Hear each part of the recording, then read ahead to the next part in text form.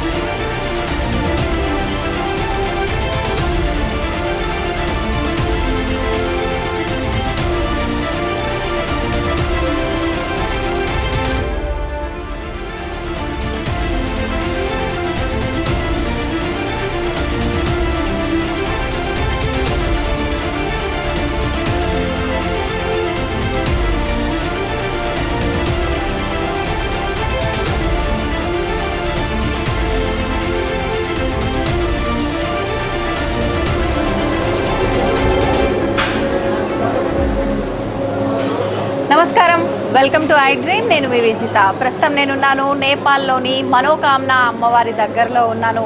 అయితే మనం నేపాల్ యాత్ర మొదలుపెట్టిన దగ్గర నుంచి రకరకాల క్షేత్రాలు దర్శనం చేసుకుంటున్నాము. ఇక్కడ లైఫ్ స్టైల్ కానివ్వండి, ఇక్కడ ఫుడ్ కానివ్వండి, ప్రతి ఒక్కటి కూడా ఏ క్షేత్రం దర్శించుకున్న ఆ క్షేత్ర మహిమను అన్నిటినీ కూడా మనం సవివరంగా తెలుసుకుంటున్నాము.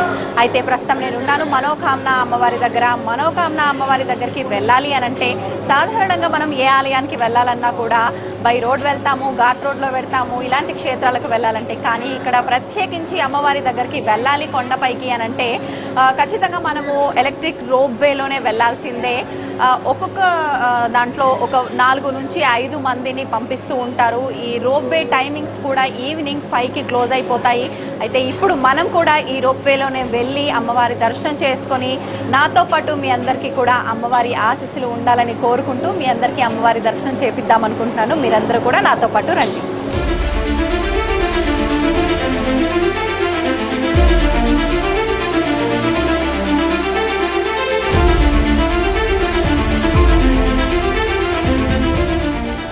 ఈరోజు మనం నేపాల్లోని ప్రసిద్ధ శక్తిపీఠం మనోకామన దేవాలయాన్ని దర్శించుకుంటున్నాం.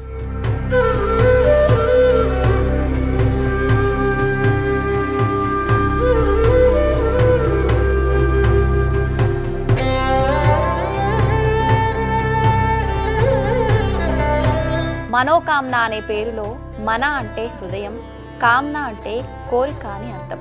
మనసారా కోరుకున్న కోరికలు ఇక్కడ నెరవేరుతాయని భక్తుల నమ్మకం. ఇది గోర్ఖా జిల్లాలో సముద్ర మట్టానికి 1302 మీటర్ల ఎత్తులో ఉంది. ఇక్కడ అమ్మవారు పార్వతీదేవి అవతారమైన భగవతీదేవిగా కొలువై ఉంటారు. ఈ ఆలయం చుట్టూ మంచుతో కప్పబడిన అన్నపూర్ణ, లంజుంగ్, మనస్లు పర్వతాలు కనిపిస్తాయి.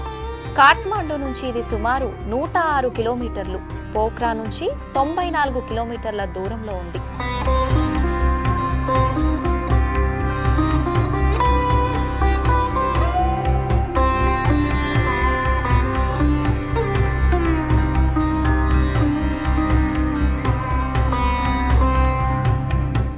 ఇక్కడికి చేరే మార్గంలో ఓ ప్రత్యేక ఆకర్షణ ఉంది. అదే మనోకామన కేబుల్ కార్.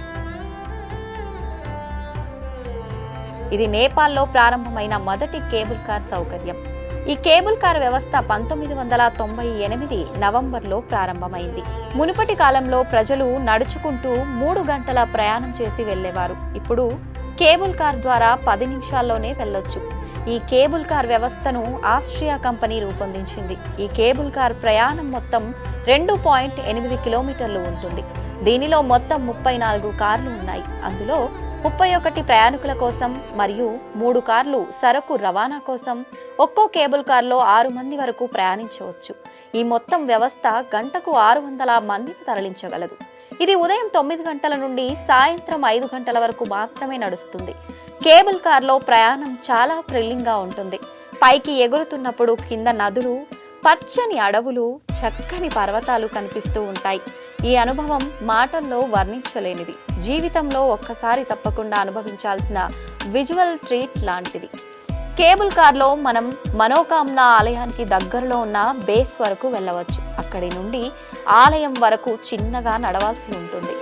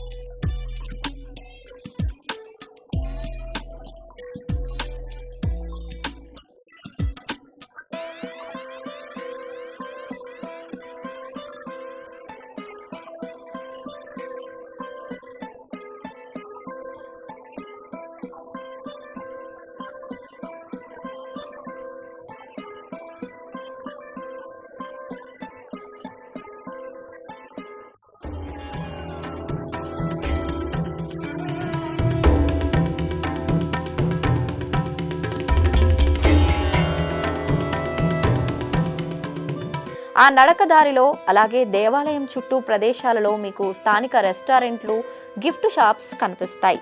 నేపాలీ పురాణ కథల ప్రకారం ఈ దేవాలయం 17వ శతాబ్దంలో గోర్ఖా రాజు రామ్షా కాలంలో నిర్మించబడింది. రాజు రామ్షా భార్య లీలావతీ దేవిని ఆ కాలంలో దేవతామూర్తిగా భావించేవారు. ఆమెకు ఉన్న దివ్య శక్తులను లక్ష్మణ్ తాపా అనే సాధువు మొదటగా గుర్తించినట్లు చెబుతారు. ఇదిలా ఉండగా ఒకరోజు రాజ్ రామ్షా గారికి కలలో తన భార్య లీలావతీ దేవి మనోకామనా దేవిగా కనిపిస్తుంది. ఆమెతో పాటు లక్ష్మణ్ తాపా కూడా సింహ రూపంలో కనిపిస్తాడు. ఈ అనుభవం చెప్పిన తర్వాత రాజు అనూహ్యంగా మరణిస్తాడు. ఆ కాలంలో హిందూ సాంప్రదాయంలో సతీ సహగమనం ప్రబలంగా ఉండేది. ఆ ప్రకారం రాణి తన భర్త మృతదేహంపై ఆత్మత్యాగం చేసుకుంది. ఇలా సతీ సహగమనం చేసే ముందు ఆమె తన భక్తుడు లఖన్ తాపా గారితో నన్ను మళ్ళీ చూడవచ్చు, నేను మళ్ళీ ఒక రూపంలో వస్తాను అని చెప్పిందట. అలా చెప్పిన 6 నెలల తర్వాత ఒక రైతు పొలంలో పనిచేస్తూ ఉండగా ఓ రాయిని కొట్టగానే రాయి నుంచి రక్తం మరియు పాల మిశ్రమం లాగా వచ్చిందట. ఆ వార్త లఖన్ తాపా వరకు చేరింది. ఆయన అక్కడికి వచ్చి తంత్ర మంత్ర పూజలు చేసి ఆ ప్రవాహాన్ని ఆపారు. ఆ తరువాత అక్కడే ఒక చిన్న ఆలయం నిర్మించారు. అదే మనోకామనా ఆలయంగా ఆ రోజు నుండి భక్తుల కోరికలను తీర్చే స్థలంగా మారింది. ఆనాటి నుండి ఇక్కడ అర్చకులుగా లఖన్ తాపా మగర్ వంశానికి చెందిన వారే అయి ఉండాలి అనే నిబంధన కూడా ఉంది. ప్రతి ఏడాది వేలాది మంది భక్తులు ఇక్కడకు వస్తారు. కొందరు జంటలుగా దీర్ఘకాలం కలిసి ఉండాలని, కొందరు విద్యార్థులు విజయవంతమైన విద్య కోసం, మరికొందరు వ్యాపారంలో విజయం కోసం కోరి వస్తారు. ఇది ట్రెక్కింగ్ ప్రేమికులకు కూడా చాలా ఇష్టమైన ప్రదేశం. మనోకామనా దేవాలయాన్ని సందర్శించడం ఒక అద్భుతమైన అనుభవం. తప్పకుండా ఇక్కడికి ఒక్కసారి రావాలని కోరుకుంటూ మీ మనస్సులోని కోరికలను కూడా ఆ అమ్మవారు తీర్చాలని ఆశిస్తూ మరొక యాత్రా విశేషాలతో మళ్ళీ కలుద్దాం. ధన్యవాదాలు.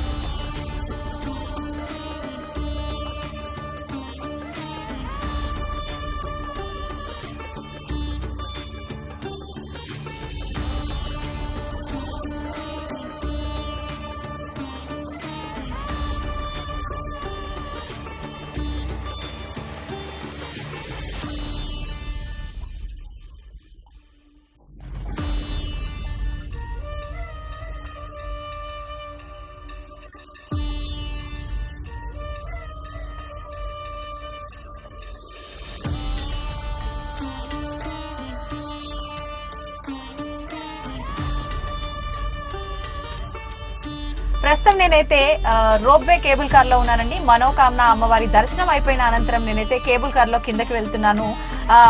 ప్రపంచంలోనే అతిపెద్ద రోప్వేలలో ఇది ఒక స్థానంలో ఉంది అని చెప్తూ ఉంటారు. సుమారుగా 5 కిలోమీటర్ల పాటు ఈ రోప్వే కేబుల్ కార్ లో మనమైతే జర్నీ చేస్తాము అమ్మవారి దర్శనం చేసుకోవటానికి.